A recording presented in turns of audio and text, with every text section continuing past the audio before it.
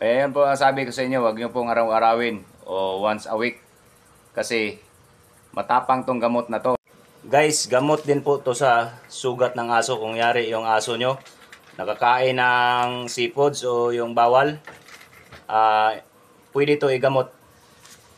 So sa isang ganito na sachet, 15 pesos lang po to mabili sa Agrivet. So ihalo po natin dito sa pagkain.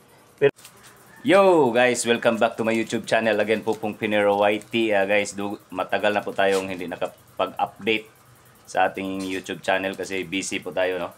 So, ipakita ko lang po sa inyo ngayon itong Ivermectin. So, Ivermectin ha. Kasi yung iba, Invermectin daw eh. Ivermectin. So, ito. Mabili po to sa Pacifica o mga Agrivet supply. So ito po yung bilhin nyo. Good for 30 kilos po to. So sabi po nila, makakasira po daw to sa aso. Makakasira to sa aso pag palagihin mo. Once a month lang po to. May iba kasi nagtanong sa akin, pwede po ba daw everyday? Masira talaga yung aso nyo yan. Kasi matapang po to. Pampurga to sa mga hayupan. Tingnan nyo. Sa baboy, manok, kahit anong klaseng hayop pwede nito. So pakita ko sa inyo kung paano natin gawin. Guys, gamot din po to sa sugat ng aso. Kung yari yung aso nyo nakakain ng seafoods o yung bawal, pwede to igamot. Subukan nyo. Gamot to, gamot. Nasubukan ko, tested ko na po to eh. Tsaka kung sakali wala kayong pampurga ng aso, tamad kayong pumunta doon sa vet o sa veterinary. Pag may Agrivet po kayo o anong tawag po nito, mga bilihan ng feeds, mayroon po sila nito. So ang gawin po natin ito, ihalo lang po natin sa pagkain ng aso. So tingnan nyo paano natin ihalo ha.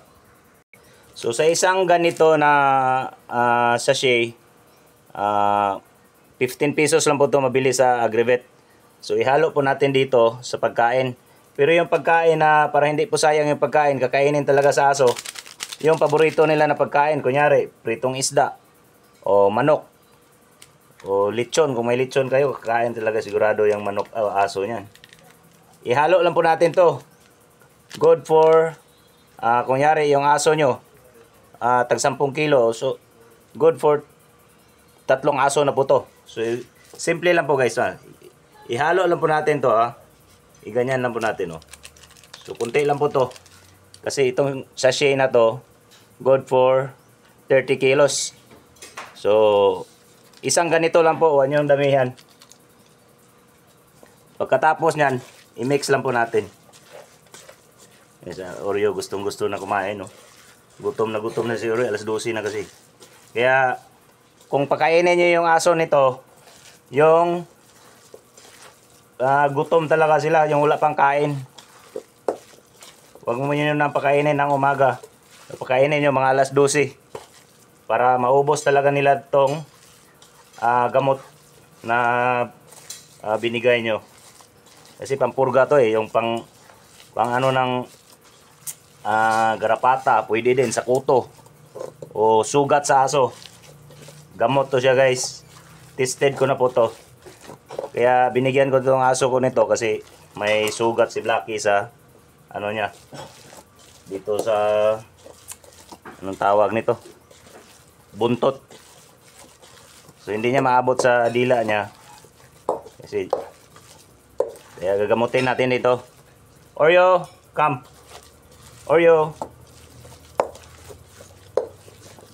So konti-konti lang po yung ibigay nyo. Huwag nyo bang masyado naman yan. Kasi sayang din pag hindi maubos eh. Bang! Patay.